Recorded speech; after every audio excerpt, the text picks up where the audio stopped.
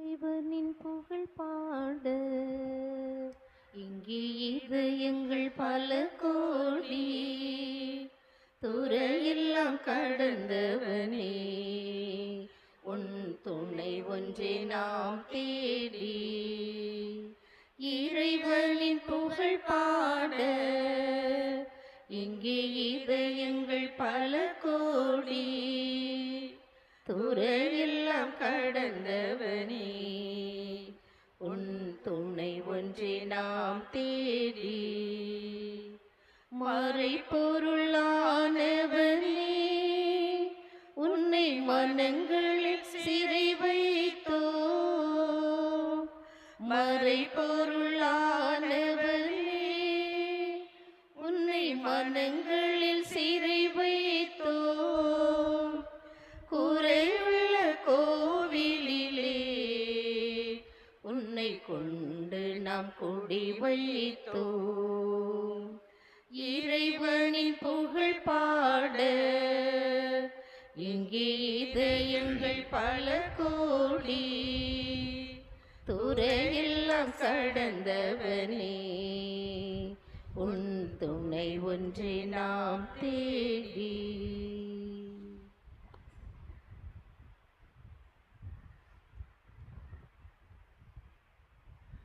தந்தை மகன் தூயாவியார் பெயராலே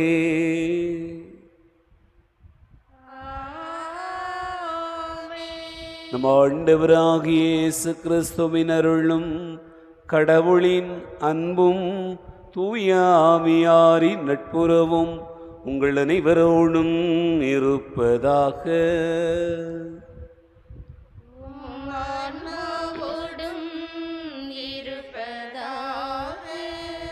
ஆண்டவர் இயேசு கிறிஸ்துவில் அன்பு நிறைந்த சகோதர சகோதரிகளே, இறைவன் நமக்கு இந்த இனிய நாளை தந்து ஆசீர்வதித்திருக்கிறார்.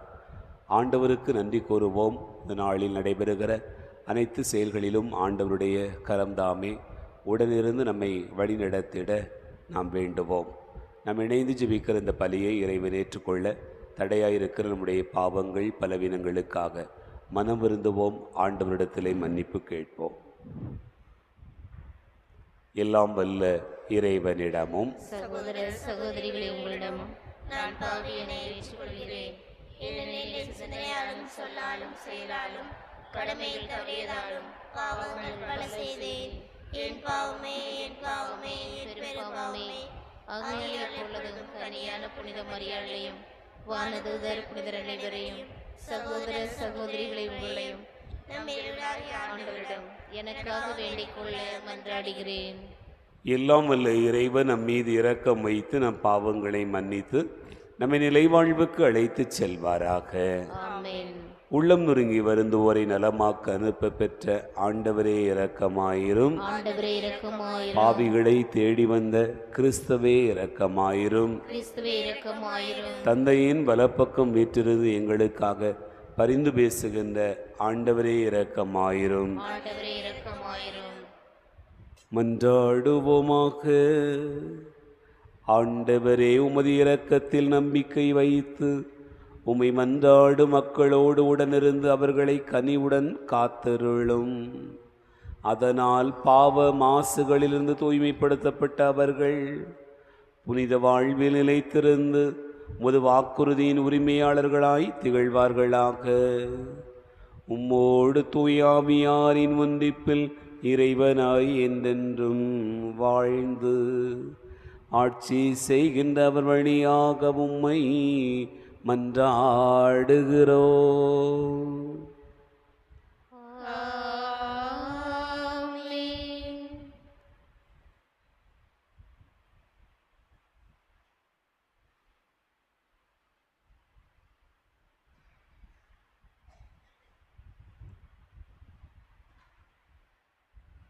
முதல் வாசகம். எண்ணற்ற நாடுகளுக்கு நீ தந்தையாவாய். தொடக்க நூலிலிருந்து வாசகம். அதிகாரம் 17 இறை வார்த்தைகள் 3-9 முடிய. அந்நாட்களில் ஆபிரகாம் பணிந்து வணங்க கடவுள் அவரிடம் கூறியது, உன்னுடன் நான் செய்து கொள்ளும் உடன்படிக்கை இதுவே, எண்ணற்ற நாடுகளுக்கு நீ தந்தையாவாய்.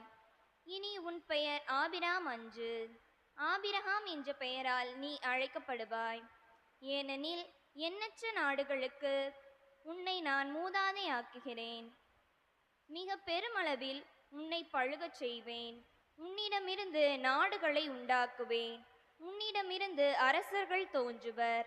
தலைமுறை தலைமுறையாக உன்னுடன் உனக்கு பின் வரும் உன் வழிமரபினருக்கும் என்றுமுள்ள உடன்படிக்கையை நான் நிலைநாட்டுவேன். இதனால் உனக்கும் உனக்கு பின் வரும் உன் வழிமரபினருக்கும் நான் கடவுளாக இருப்பேன். நீ தங்கியிருக்கும் நாட்டையும் கானான் நாடு முழுவதையும் என்றுமுள்ள உரிமை சொத்தாக உனக்கும் உனக்கு பின் உன் வழிமரபினருக்கும் வழங்குவேன். நான் அவர்களுக்கு கடவுளாக இருப்பேன் என்றார். மீண்டும் கடவுள் ஆபிரகாமிடம், நீயும் தலைமுறை தோறும் உனக்கு பின் வரும் உன் வழிமரபினரும் என் உடன்படிக்கையை கடைபிடிக்க வேண்டும் என்றார். இது ஆண்டவர் வழங்கும் அருள்வாக்கு. பதிலுரை பாடல் பல்லவி. ஆண்டவர் தமது உடன்படிக்கையை என்றென்றும் நினைவில் கொள்கின்றார். ஆண்டவரையும் அவரது ஆற்றலையும் தேடுங்கள். அவரது திருமுகத்தை இடையராது நாடுங்கள். அவர் செய்த வியத்தகு செயல்களை நினைவு கூறுங்கள். அவர் தம் அருஞ்செயல்களையும் அவரது வாய்மொழிந்த நீதி தீர்ப்புகளையும் நினைவில் கொள்ளுங்கள். பல்லவி. அவரின் ஊழியராம் ஆபிரகாமின் வழிமரபே, அவர் தேர்ந்து கொண்ட யாக்கோபின் பிள்ளைகளே, அவரே நம் கடவுளாகிய ஆண்டவர். அவரின் நீதி தீர்ப்புகள் உலகம் அனைத்திற்கும் உரியன. பல்லவி. அவர் தமது உடன்படிக்கையை என்றென்றும் நினைவில் கொள்கின்றார். 1000 தலைமுறைக்கென தாம் அளித்த வாக்குறுதியை நினைவு கூர்கின்றார். ஆபிரகாமுடன் தாம் செய்து கொண்ட உடன்படிக்கையையும் ஈசாக்கு தாம் ஆணையிட்டு கூறியதையும் அவர் நினைவில் கொள்கின்றார். பல்லவி. ஆண்டவர் தமது உடன்படிக்கையை என்றென்றும் நினைவில் கொள்கின்றார்.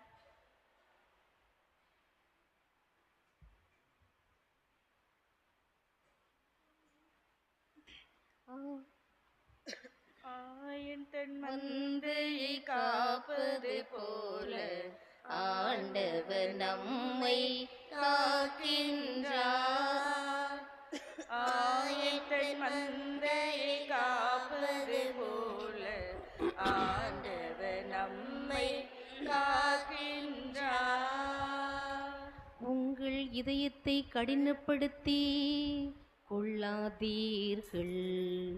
மாறாக ஆண்டவரின் குரலை கேட்பீர்களாக என்கிறார் ஆண்டவர்.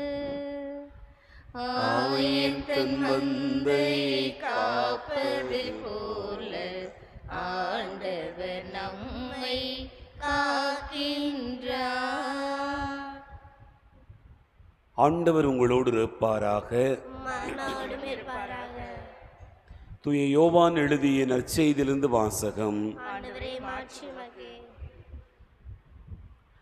யோவான் நற்செய்தி அதிகாரம் 8 இறை வார்த்தைகள் 51 முதல் 59 முடிய. அக்காலத்தில் இயேசு கூறியதாவது: என் வார்த்தையை கடைப்பிடிப்போர் என்றுமே சாகமாட்டார்கள் என உறுதியாக உங்களுக்கு சொல்கிறேன் என்றார். யூதர்கள் அவரிடம், நீ பேய் பிடித்தவன்தான் என்பது இப்போது தெரிந்துவிட்டது. ஆபிரகாம் இறந்தார், இறைவாக்கினர்களும் இறந்தார்கள். ஆனால் என் வார்த்தையை கடைப்பிடிப்போர் என்றுமே சாகமாட்டார் என்கிறாயே. எங்கள் தந்தை ஆபிரகாமை விட நீ பெரியவனோ? ஆபிரகாம் இறந்தார், இறைவாக்கினரும் இறந்தனர். நீ யாரென்று நினைத்து கொண்டிருக்கிறாய் என்றார்கள். இயேசு மறுமொழியாக, நானே என்னை பெருமைப்படுத்தினால் அது எனக்கு பெருமை இல்லை. என்னை பெருமைப்படுத்துபவர் என் தந்தையே. அவரையே நீங்கள் உங்கள் தந்தை என்றும் சொல்கிறீர்கள். ஆனால் அவரை உங்களுக்கு தெரியாது, எனக்கு தெரியும். எனக்கு அவரை தெரியாது என நான் சொன்னால் உங்களைப் போல நானும் பொய்யனாவேன். அவரை எனக்கு தெரியும், அவருடைய வார்த்தையையும் நான் கடைப்பிடிக்கிறேன்.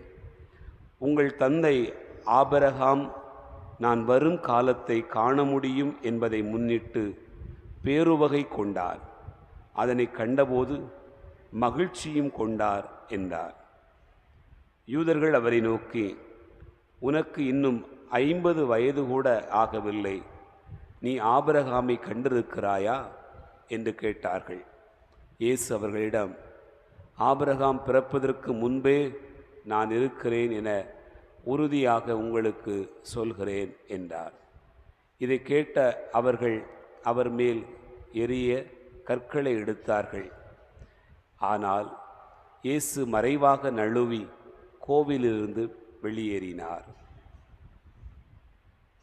ஆண்டவரின் அருள்வாக்கு. கிறிஸ்துவே உமக்கு புகழ்.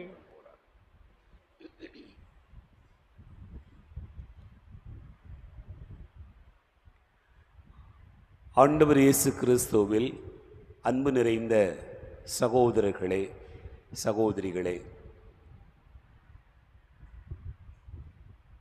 நாம் வாழுகிற இந்த உலகில் எல்லோருமே வாழவே ஆசைப்படுகிறோம். வாழ்வதற்கான போராட்டம்தான் இந்த உலகில் நடக்கக்கூடிய ஒவ்வொரு நிகழ்வும். நம்மை சுற்றி நடக்கக்கூடிய ஒவ்வொரு நிகழ்விலும் நாம் வாழ்வதற்காகவே ஒவ்வொன்றையும் செய்து கொண்டே இருக்கிறோம் என்பதை நாம் அறிவோம். எல்லோரும் ஓடுகிறோம், உழைக்கிறோம், சேர்க்கிறோம், சம்பாதிக்கிறோம், இன்னும் பல்வேறு காரியங்களை செய்து கொண்டிருக்கிறோம். அத்தனை போராட்டங்களையும் சந்திக்கிறோம் என்று சொன்னால் எதற்காக? வாழ்வதற்காகத்தான். யாரும் சாக வேண்டும் என்பதற்காக அதை செய்வதில்லை. இன்னும் சொல்லப்போனால் சாகாமல் இருப்பதற்கு என்னெல்லாம் வழி உண்டோ அதையெல்லாம் நாம் செய்து கொண்டுதான் இருக்கிறோம். சாகாமல் இருப்பதற்கு என்ன செய்வது? அன்பார்ந்தவர்களே, அந்த காலத்திலெல்லாம் ரொம்ப பேர் காடுகளிலும் மலைகளிலும் போய் தவம் இருந்தார்கள் என்று நாம் வரலாறுகளிலே வாசிக்க கேட்கிறோம். சிலர் சொல்ல கேள்விப்பட்டிருக்கிறோம். அங்கே ஒருவர் இருந்தார், அந்த இடத்தில் ஒரு முனிவர் இருந்தார், இந்த காட்டில் ஒருவர் இருந்தார், அவர் ரொம்ப வருஷமாக வாழ்ந்துகிட்டு இருந்தார் என்று சொல்லுவார்கள். இன்னும் ஒரு சில சித்தர்களை குறித்து சொல்கிற போது என்ன சொல்லுவார்கள் என்றால், அவர்கள் 1000 ஆண்டுகளாக வாழ்ந்து வருகிறார்கள், 300 ஆண்டுகளாக வாழ்ந்து வருகிறார்கள் என்றெல்லாம் சொல்லுவார்கள். அந்த சித்தர்களிடம் போய் கேட்டாலும் அப்படி சொல்லுவார்கள். ஆனால் 1000 ஆண்டுகள் வாழுகிற உடல் போல அவர்களுடைய உடல் இருந்ததில்லை, அல்லது 500 ஆண்டுகள் வாழ்வது போல அவர்களுடைய உடல் இருந்ததில்லை. அவர் சாதாரணமாக ஒரு 60 வயதை கடந்த ஒரு மனிதருடைய உடல் எப்படி இருக்கிறதோ அப்படித்தான் அவர்களுடைய உடலும் இருந்ததாக நாம் பார்க்கிறோம். ஆனால் ஏன் அப்படி சொன்னார்கள், ஏன் அப்படி பேசினார்கள் என்று நீங்கள் கேட்டீர்கள் என்று சொன்னால், அவர்களை பொறுத்த மட்டில் விவிலியத்தில் சொல்லப்பட்டிருப்பது போல, ஆண்டவரே உம்முடைய அருகாமையில் 1000 நாட்கள் ஒரு நாள் போலது என்று சொல்லுவார்கள். அதுபோல இந்த கடவுளோடு ஒந்தித்து வாழுகிறவர்களுக்கு ஒரு 100 நாள் கூட ஒரு வருஷம் போல என்று சொல்லுவார்கள், அல்லது 50 நாட்கள் கூட ஒரு 5 ஆண்டுகளை கடந்து விட்டது போன்ற ஒரு உணர்வு என்று சொல்லுவார்கள். அந்த வகையில் பார்த்தோம் என்று சொன்னால், சாகாமல் இருப்பதற்காக அவர்கள் பல முயற்சிகளை, தவ முயற்சிகளை எல்லாம் மேற்கொண்டிருக்கிறார்கள். நாமும் சாகாமல் இருக்க வேண்டும் என்றே போராடி கொண்டிருக்கிறோம். வாழ்வதற்கான ஒரு பெரிய போராட்டத்தை சந்தித்து கொண்டிருக்கிறோம். எதுக்காக ஹாஸ்பிட்டலுக்கு போகிறோம்? சோகம் இல்லைன்னா எதுக்காக போகிறோம்? சோகம் கிடைக்க நினச்சி போகிறோம். சோகம் கிடைச்சி என்ன செய்ய போறிய? அதுவும் வாழணுங்கிறது தான். வாழ்வதற்காகத்தான் எல்லா போராட்டமும். அன்பார்ந்தவர்களே, ஆகவே சாகாமல் இருக்க வேண்டும் என்று சொன்னால், வாழ்ந்து கொண்டே இருக்க வேண்டும் என்று சொன்னால், ஆண்டவர் இயேசு ரொம்ப சின்ன மெத்தட் தான் சொல்லி தரார். ரொம்ப பெருசாலாம் சொல்லலை. நம்ம காட்டுக்கு போகணும்னு சொல்லலை, மாத்திரை மருந்து எடுத்துக்கிட்டு இருந்து சாப்பிட்றதுன்னு சொல்லலை, அப்படி செய் இப்படி செய்யலாம் சொல்லவே இல்லை. ஆண்டவர் இயேசு வாழ்வதற்காக சொல்கிறார். நீங்கள் சாகாமல் இருக்க வேண்டும் என்று சொன்னால் ரொம்ப எளிய மெத்தட், என் வார்த்தைகளை கடைப்பிடிச்சிட்டு போய்கிட்டே இருங்க, அவ்வளவுதான். என்னுடைய வார்த்தைகளை கடைப்பிடித்து நீங்கள் வருவீர்கள் என்று சொன்னால் என்றுமே சாக மாட்டீர்கள் என்று சொல்கிறார். ரொம்ப கஷ்டமா எளிமையானதா? மாத்திரையை போட்ட உடனே தண்ணியை குடிச்சு விழுங்கிடலாம். ஆனால் ஆண்டவருடைய வார்த்தையை போட்டு விழுங்கி வச்சிருக்க முடியுமா? உடனே சரியாகுமா அப்படின்னு பார்த்தீங்கன்னு சொன்னால் ஒரு பெரிய போராட்டம். ஏன்னு சொன்னால் அந்த வார்த்தை உண்மையிலேயே செயலாற்றுகிறது என்று சொன்னால், அதை கடைப்பிடிப்போம் என்று சொன்னால், அதை கடைப்பிடித்து வாழ முயற்சிப்போம் என்று சொன்னால், அது மாத்திரைகளையெல்லாம் விடவும், காடுகளில் போய் மேற்கொள்கிற தவங்களையெல்லாம் விடவும் மிக பெரிதானதாக மாறிவிடுகிறது. ஏனென்றால் அந்த வார்த்தை அவ்வளவு வேலை செய்கிறது. என் அன்பார்ந்த சகோதர சகோதரிகளே, ஆண்டவர் இயேசு கிறிஸ்து இந்த சாவை குறித்து பல்வேறு நிலைகளில் நமக்கு வெளிப்படுத்தி இருக்கிறார். சாகாமல் இருப்பதற்காக அவர் வழிகளையும் சொல்லியிருக்கிறார். என்னோடு இணைந்திருக்கிறவர் என்னுமே சாகார் என்று சொல்கிறார். என்னிலே நம்பிக்கை கொண்டிருக்கக்கூடியவர்களுக்கு என்னுமே சாவு வருவதில்லை என்று சொல்கிறார். ஏன்னா மார்த்தாளும் மரியாளும் தன்னுடைய தம்பி இறந்திருக்கக்கூடிய அந்த இடத்திலே அவர்கள் கேட்கிற போது ஆண்டவர் சொல்வது என்ன? உயிர்ப்பும் உயிரும் நானே, என்னிலே நம்பிக்கை கொண்டிருக்கிறவர் ஒருபோதும் சாகார் என்று சொல்கிறார். இங்கேயோ சொல்கிறார், என் வார்த்தைகளை கடைப்பிடித்தால் நீங்கள் என்றுமே வாழ்வீர்கள், சாகவே மாட்டீர்கள் என்று சொல்கிறார். என்னோடு இணைந்திருக்கிறவர் சாகவே மாட்டார் என்று சொல்கிறார். அப்படி என்று சொன்னால் அன்பார்ந்தவர்களே, ஆண்டவருடைய இந்த வார்த்தைகள் என்பது வாழ்வு தருகிற ஆற்றலை கொடுக்கிறது. அதனால தான் பேதுரு சொல்கிறார், யாரிடம் செல்வோம் ஆண்டவரே? வாழ்வு தரும் வார்த்தைகள் எல்லாம் உம்மிடம் தானே இருக்கின்றன என்று சொல்கிறார். இந்த வார்த்தையை கடைப்பிடிக்காததினால், கீழ்ப்படியாததினால் அவர்கள் இறந்து போனார்கள் என்று விவிலியத்திலே நமக்கு சொல்லப்பட்டிருக்கிறது. ஆதாமும் ஏவாளும் உண்மையிலேயே அவர்கள் இறந்து போனார்களா, அல்லது வார்த்தையை கடைப்பிடிக்காதனால் இறந்து போனார்களா? அன்பார்ந்தவர்களே, அதே போல ஊதாரி மைந்தனுடைய உவமையிலும் நமக்கு சொல்லப்படுவது என்ன? அவன் தந்தையை விட்டு போனதுதான் இறப்பு, இவர்களும் கடவுளை விட்டு போனதுதான் இறப்பு. திரும்பி வந்தால் அவர்கள் மீண்டும் வாழ்கிறார்கள், திரும்பி வந்தால் அவர்கள் மீண்டும் ஆண்டவருக்குள்ளாக இருக்கிறார்கள். ஆகவே இறப்பு என்பது உடலுக்கு சாவது அல்ல, ஆன்மாவிற்கு சாவது. உங்களுடைய ஆன்மா செத்து போகக்கூடாது, அது ஆண்டவரில் இறைந்திருக்கணும்.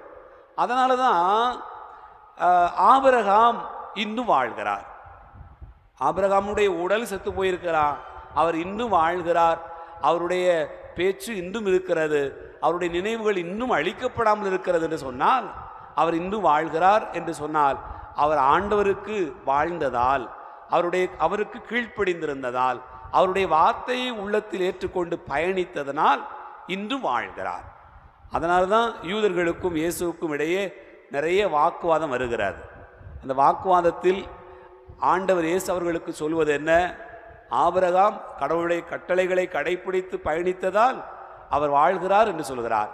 ஆனால் இவர்களோ அப்படி அல்ல, கடைப்பிடிப்பதை விடவும் வார்த்தைகளை வாசிப்பதையே பெரிதாக நினைத்து கொண்டிருந்தார்கள். என் அன்புக்குரிய சகோதர சகோதரிகளே, நாமும் வாழ்வதற்காக போராடி கொண்டிருக்கிறோம், சாகாமல் இருக்க வேண்டும் என்பதற்காக என்னவெல்லாமோ செய்து கொண்டிருக்கிறோம். ஆண்டவர் சொல்கிறார், என் வார்த்தைகளை கடைப்பிடித்தால் நீங்கள் வாழ்வீர்கள், சாவு உங்களை நெருங்க முடியாது.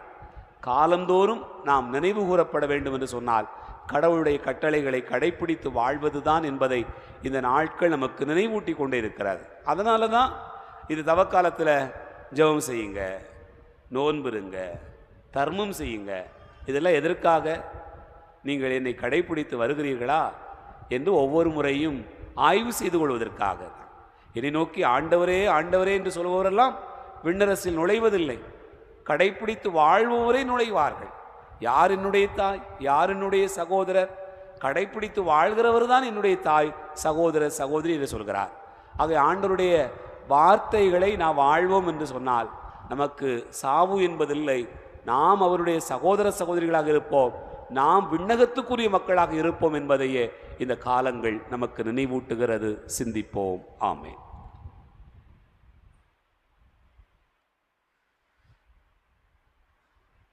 காணிக்கை தர நான் வருகின்றேன், உன் கரங்களில் என்னை தருகின்றேன். காணிக்கை தர நான் வருகின்றேன், உன் கரங்களில் என்னை தருகின்றேன். காணிக்கை தர நான் வருகின்றேன். என்ன கொடுத்தாலும் பயனில்லை, நான் என்னை கொடுக்காமல் பொருள் கொடுத்தால். என்ன கொடுத்தாலும் பயனில்லை, நான் என்னை கொடுக்காமல் பொருள் கொடுத்தால். என்னையேதான் நீ கேட்கின்றாய், நான் என்னையே முழுவதும் தருகின்றேன்.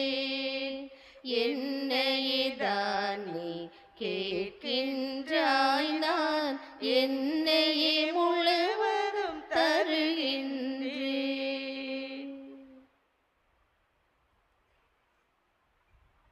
சகோதர சகோதரிகளே, என்னுடையது உங்களுடையதுமான இந்த பரி எல்லாமல்ல தந்தையாக இறைவனுக்கு ஏற்றதாகும்படி செபியுங்கள். ஆண்டவர் தமது பேரின் புகழ்ச்சிக்காகவும் ஆட்சிக்காகவும் நமது நன்மைக்காகவும் புனித திரு அவை அனைத்து நலனுக்காகவும் உமது கைநிற்பிலே ஏற்றுக்கொள்வாராக.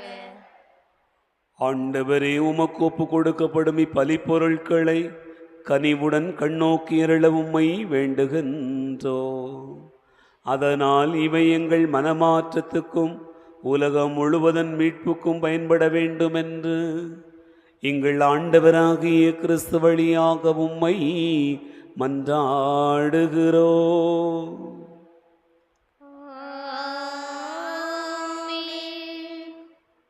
ஆண்டவர் உங்களோடு இருப்பாராக. இதயங்களை மேலே எழுப்புங்கள். இறைவனாகிய ஆண்டவருக்கு நன்றி கூறுவோம். ஆண்டவரே, தூயவரான தந்தையே, என்று வாழும் எல்லாம் வல்ல இறைவா, இந்நாளும் எவ்விடத்திலும் நாங்கள் உமக்கு நன்றி செலுத்துவது மெய்யாகவே தகுதி நீதியுமாகும், எங்கள் கடமையும் மீட்புக்குரிய செயலுமாகும். எங்கள் உண்ணா நோன்பின் வழியாக நீர் எங்கள் தீய நாட்டங்களை அடக்குகின்றீர், மனதை மேலே எழுப்புகின்றீர், நற்பண்புகளையும் அவற்றிற்கான பரிசுகளையும் எங்கள் ஆண்டவராகிய கிறிஸ்து வழியாக பெருகச் செய்கிறீர். ஆகவே வானகணிகளோடு ஒன்று சேர்ந்து நாங்கள் உம்மை புகழ்ந்து முடிவின்றி சொல்வதாவது: தூயவர் தூயவர் தூயவர், வான்படைகளின் கடவுளாம் ஆண்டவர், விண்ணகமும் மண்ணகமும் உமது மாட்சியால் நிறைந்துள்ளன. உன்னதங்களிலே ஓசன்னா. ஆண்டவர் பேரால் வருகிறவர் ஆசீர் பெற்றவர், உன்னதங்களிலே ஓசன்னா. ஆண்டவரே, நீர் மெய்யாகவே தூயவர், தூய்மை அனைத்துக்கும் ஊற்று. ஆகவே உம்முடைய ஆவியை பொழிந்து இக்காணிக்கைகளை தூய்மைப்படுத்த உம்மை வேண்டுகிறோம். இவ்வாறு எங்கள் ஆண்டவர் இயேசு கிறிஸ்துவின் உடலாகவும் இரத்தமாகவும் எங்களுக்கு இவை மாறுவனவாக. அவர் பாடுபட உளங்கனிந்து தம்மை கையளித்த போது அப்பத்தை எடுத்து நன்றி செலுத்தி அதை பெற்று தம் சீடர்களுக்கு அளித்து அவர் கூறியதாவது: அனைவரும் இதிலிருந்து பெற்று உண்ணுங்கள், ஏனெனில் இது உங்களுக்காக கையளிக்கப்படும் என் உடல்.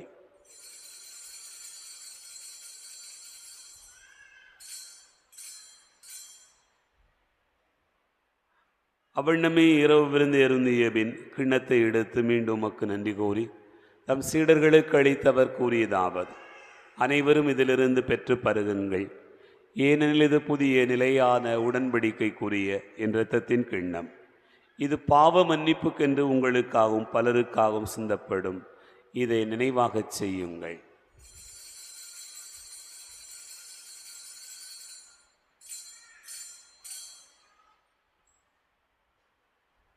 நம்பிக்கையின் மறைபொருள்.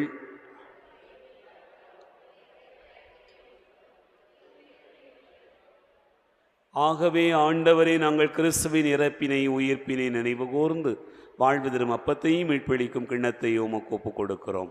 உம் திருமுன் நின்று ஊழியம் புரிய தகுந்தவர்களென எங்களை ஏற்றுக்கொண்டீர். எனவே உமக்கு நன்றி செலுத்துகின்றோம். மேலும் கிறிஸ்துவின் உடலிலும் இரத்தத்திலும் பங்கு கொள்ளும் எங்களை தூய ஆவியார் ஒன்று சேர்க்க வேண்டுமென உம்மை தாழ்மையுடன் மன்றாடுகிறோம். ஆண்டவரே, உலகெங்கும் பரவி இருக்கும் ஒரு திரு அவையை நினைவு கூர்ந்தருளும். எங்கள் திருத்தந்தை பிரான்சிஸ், எங்கள் ஆயரந்தோணி சாமி, எல்லா திருநிலையினர் ஆகிய அனைவரோடும் ஒரு திரு அவை அன்பில் நிறைவு பெறச் செய்தருளும். உயிர்த்தெழும் எதிர்நோக்கோடு துயில் கொள்கிற எங்கள் சகோதர சகோதரிகளையும் இறந்தோர் அனைவரையும் இரக்கத்தோடு நினைவு கூர்ந்து உமது திருமுக ஒளியினுள் ஏற்றருளும். எங்கள் அனைவர் மீதும் இரக்கமாயிரும்.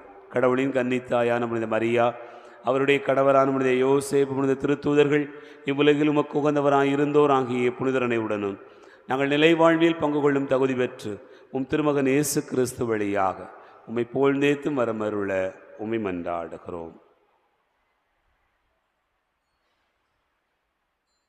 இவர் வழியாக இவரோடு இவரில் எல்லாம் வல்ல இறைவனாகிய தந்தையே, தூயாவியாரின் ஒன்றிப்பில் எல்லா புகழும் ஆட்சியும் என்றென்றும் உமக்கு உரியதே.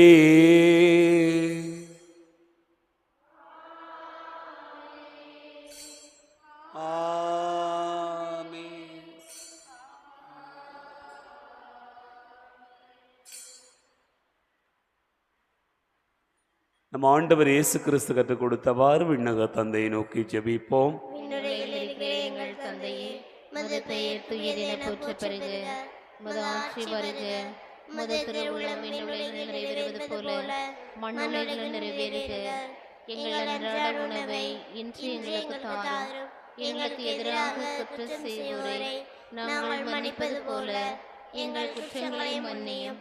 எங்களை சோதனைக்கு உட்படுத்தாதேயும், தீமையிலிருந்து எங்களை விடுவித்தருளும். ஆண்டவரே, தீமை அனைத்திலிருந்தும் எங்களை விடுவித்து எங்கள் வாழ்நாளில் அமைதியை கனிவுடன் அருள உம்மை மன்றாடுகிறோம். உமது இரக்கத்தின் உதவியால் நாங்கள் பாவத்திலிருந்து எப்போதும் விடுதலை பெற்று யாதொரு கலக்கமும் இன்றி நலமாயிருப்போமாக. நாங்கள் எதிர்நோக்கி இருக்கும் பேரின்பத்துக்காகவும் மீட்பராகிய இயேசு கிறிஸ்துவின் வருகைக்காகவும் காத்திருக்கின்றோம். ஆண்டவரே இயேசு கிறிஸ்துவே, அமைதியை உங்களுக்கு விட்டுச் செல்கிறேன், என் அமைதியையே உங்களுக்கு தருகிறேன் என்றும் திருத்தூதர்களுக்கு மொழிந்தீரே. எங்கள் பாவங்களை பாராமல் உமது திரு அவையின் நம்பிக்கையை கண்ணோக்கி உமது திருவுளத்திற்கு ஏற்ப அதற்கு அமைதியும் ஒற்றுமையும் அளித்தருள்வீராக. என்றென்று வாழ்ந்து ஆட்சி செய்கின்றவர் நீரே. ஆண்டவருடைய அமைதி உங்களோடும் இருப்பதாக. ஒருவருக்கொருவர் அமைதியை பகிர்ந்து கொள்வோம். உலகின் பாவங்களை போக்கும் இறைவனின் செம்மறியே, எங்கள் மேல் இரக்கமாயிரும்.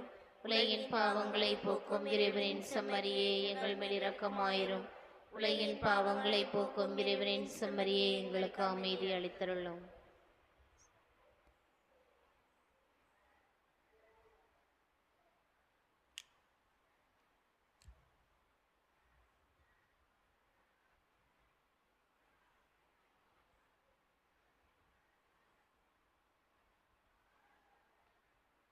இதோ இறைவனின் செம்மறி, இதோ உலகின் பாவங்களை போக்குகிறவர். செம்மறியின் விருந்துக்கு அழைக்க பெற்றோர் பேறு பெற்றோர்.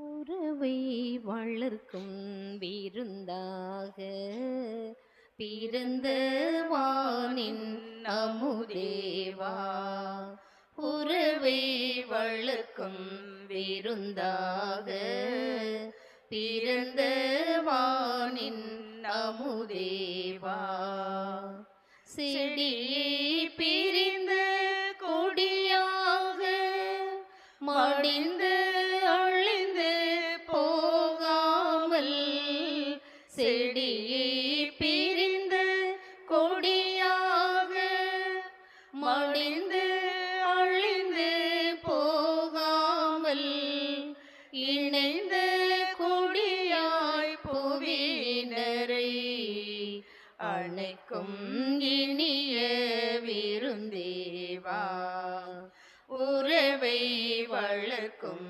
விருந்தாக பிறந்த வானின் அமுதேவா, படர்ந்த இருளோ மறைந்துவிடும் பருதியின் முகத்தை காண்பதனால், படர்ந்த இருளோ மறைந்துவிடும் பருதியின் முகத்தை காண்பதனால், பாவ வாழ்வு முழுமை பெறும் தேவன் உனது வருகையினால், உறவை வளர்க்கும் விருந்தாக பிறந்த வானின் அமுதேவா. ஜெபம். விண்ணக தந்தையே, விண்ணக தந்தையே, உம் திருமகனும் என் சகோதரருமான இயேசு கிறிஸ்துவில் நீர் எங்களுக்கு வழங்கிய இறை நம்பிக்கையும் தூய ஆவியாரால் எம் இதயங்களில் பற்றி எரியும் பிறரன்பு சுடரும் உமது அரசின் வருகைக்காக ஆசீர்வதிக்கப்பட்ட எதிர்நோக்கை எம்மில் மீண்டும் தட்டி எழுப்புவதாக நற்செய்தியின் விதைகளை அயராமல் விதைப்பவர்களாக உமது அருள் எம்மை மாற்றுவதாக. அவ்விதைகள் மானிடத்திற்குள்ளும் பிரபஞ்சம் முழுவதிலும் மாற்றத்தை ஏற்படுத்தி தீமையின் ஆதிக்கம் மறைந்து உமது மாட்சி முடிவின்றி ஒளிரும் போது உறுதியுடன் எதிர்பார்க்கும் புதிய விண்ணகத்தையும் புதிய மண்ணகத்தையும் ஏற்படுத்துவதாக. யூப்ளி கொண்டாட்டத்தின் அருள் எதிர்நோக்கின் திருப்பயணிகளாகிய எம்மில் விண்ணக செல்வத்திற்கான பேரார்வத்தை தூண்டி எழுப்புவதாக. அதே அருள் நம் மீட்பரின் மகிழ்ச்சியையும் அமைதியையும் உலகம் முழுவதும் பரப்புவதாக. முடிவின்றி போற்றுதலுக்குரிய எம் இறைவனாகிய உமக்கே மாட்சியும் புகழும் என்றென்றும் உரித்தாகுக. ஆமென். மன்றாடுவோமாக. ஆண்டவரே, மீட்பளிக்கும் கொடைகளால் நிறைவு பெற்ற நாங்கள் உமது இரக்கத்தை இறைஞ்சி கேட்கிறோம். அதனால் இம்மை வாழ்வில் எங்களுக்கு ஊட்டமளிக்கும் இந்த அருளடையாளத்தால் நாங்கள் முடிவில்லா வாழ்வில் பங்கேற்கச் செய்வீராக. உம்மோடு தூயாவியாரின் ஒன்றிப்பில் இறைவனாய் என்றென்றும் வாழ்ந்து ஆட்சி செய்கின்றவர் வழியாக உம்மை மன்றாடுகிறோம்.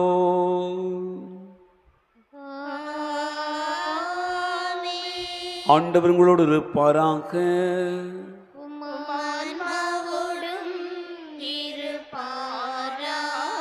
எல்லாம் வல்ல இறைவன் தந்தை, மகன், தூயாவியார் உங்களை ஆசீர்வதிப்பாராக.